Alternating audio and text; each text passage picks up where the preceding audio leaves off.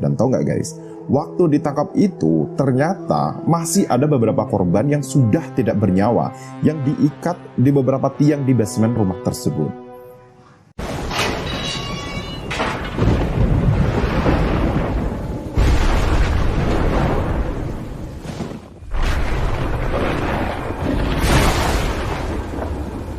Assalamualaikum, halo apa kabar? Bertemu lagi nih guys dengan saya di Bas. Bicara apa saja bisa dibicarakan. Gimana kabar kalian hari ini guys? Pada saat semua kan ya? Aku harap kalian, kita semua selalu diberi kesehatan dan kebahagiaan sampai kapanpun. Amin. Tapi ngomong-ngomong soal kebahagiaan, kayaknya hal itu tuh bukan bagian dari hidup seorang gadis Malaya yang ternyata pernah tinggal di rumah bekas pembunuhan berantai ini guys. Nah uniknya, dia itu baru menyadari kalau rumah yang disewanya itu adalah bekas lokasi pembunuhan berantai. Itu secara nggak sengaja. Ketika waktu itu dia melihat sebuah film dokumenter di televisi mengenai sebuah kasus pembunuhan berantai di daerah tempat tinggalnya. Jadi, yang namanya film dokumenter itu kan pasti menyimpan berbagai peristiwa yang bersejarah ya. Nah, dari berbagai hal yang difilmkan itu, ada yang menarik, namun ada pula yang mencekam. Bahkan menyimpan keganasan masa lalu. Nah, hal itu pula lah yang dialami oleh seorang wanita yang menonton film dokumenter sehingga membuatnya harus ketakutan setengah mati. Pada tahun 2014 nih guys, sebuah peristiwa mengerikan dialami oleh seorang wanita dari San Luis. Wanita ini bernama Katrina McGaw. Nah, dia ini awalnya membeli sebuah rumah di North.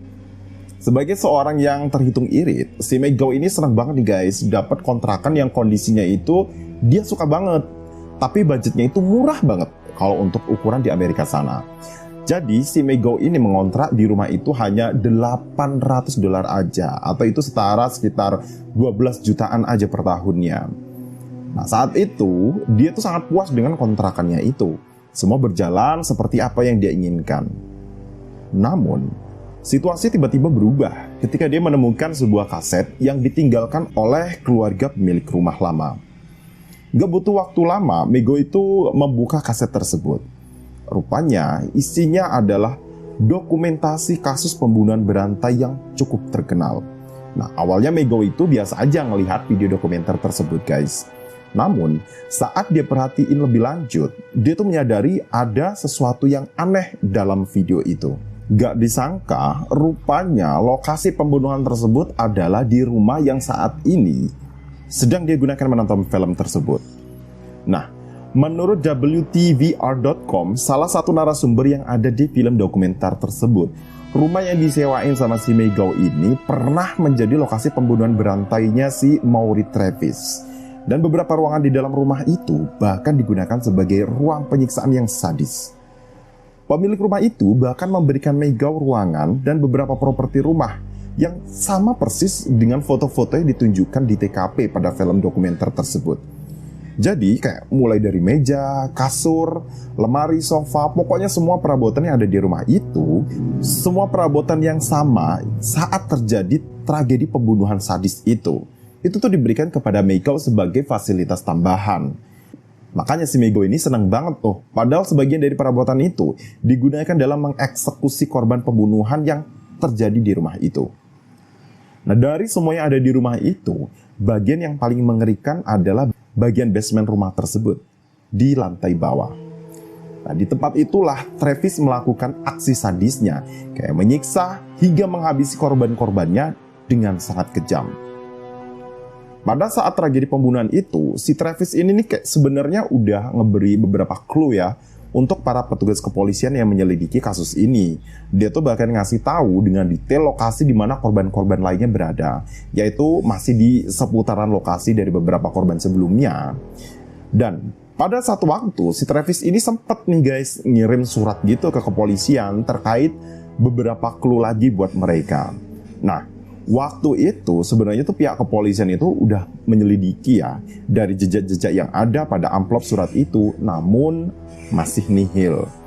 Dan pada satu hari Travis itu mengirim sebuah foto lokasi kejadian yang terakhir. Saat itu, seorang detektif yang menyelidiki kasus tersebut tuh langsung melakukan digital forensik nih pada foto yang dikirimkan itu. Di mana melalui data yang ada, detektif itu bisa melacak dari situs mana si Travis ini mengakses dan mendownload foto tersebut. Dan setelah agen itu menghubungi website terkait, akhirnya diketahuilah internet protokol Travis yang diketahui telah mengakses situs tersebut. Ya memang sih waktu itu pihak kepolisian agak kecewa karena IP yang terdeteksi itu kayak beralamat pada seorang nenek tua yang sama sekali nggak punya catatan kejahatan. Jadi nggak mungkin dia itu pelakunya. Tapi setelah diselidiki lebih lanjut, ternyata orang itu memiliki anak yang bernama Mauri Travis. Dan akhirnya dilakukanlah tindakan pengamanan terhadap si Travis ini. Dan tau nggak guys, waktu ditangkap itu ternyata masih ada beberapa korban yang sudah tidak bernyawa yang diikat di beberapa tiang di basement rumah tersebut. Malahan si Travis ini sempat loh merekam adegan dia sedang menyiksa para korban-korbannya tersebut. Nah kembali ke Megao nih, setelah dia melihat video dokumenter itu, dia langsung dong telepon pihak yang menyewakan rumah itu. Dan Megao ini minta sisa uang sewanya karena dia emang nggak mau nerusin sih sisa kontrakannya. Ya kali, pasti nggak mau lah tinggal di rumah kayak gitu ya kan. Tapi nenek penyewa itu nggak mau nih guys ngasih balik dunia si Megao ini karena kontrak sudah ditandatangani. Nah nenek itu malah nawarin si Megao dengan properti-properti lain yang mungkin bisa Megao gunakan. Ya tentu aja lah ya, Megao nolak habis-habisan tawaran itu. Dan dia lebih milih untuk angkat kaki aja deh dari rumah itu secepatnya. Dan menurut berita, si Travis ini kedapatan telah meninggal bunuh diri di dalam penjara pada tahun 2002. Wow, kayak kisah di film-film ya. Kebayang gak sih kalian kalau misalnya kalian yang tinggal di tempat itu? Ih, tapi by the way, kalau rumah bekas pembunuhan gitu kira-kira jadi rumah angker gak ya? Well guys, kita masih butuh banget nih input-input dari kamu semuanya. Kali aja kamu punya kisah-kisah menarik yang perlu banget banyak orang tahu. Jadi kita kepo nih sama kehidupan kamu. Silakan aja DM tim kami. Jadi nanti akan kami bawakan cerita kami menurut versi kami. Well, sampai di sini aja dulu ya kayaknya. Tetap sehat, tetap semangat menjalani kehidupannya, kayaknya akhir-akhir ini jadi semakin lebih berat aja. Saya Abu Yaradok pamit undur diri. Salam.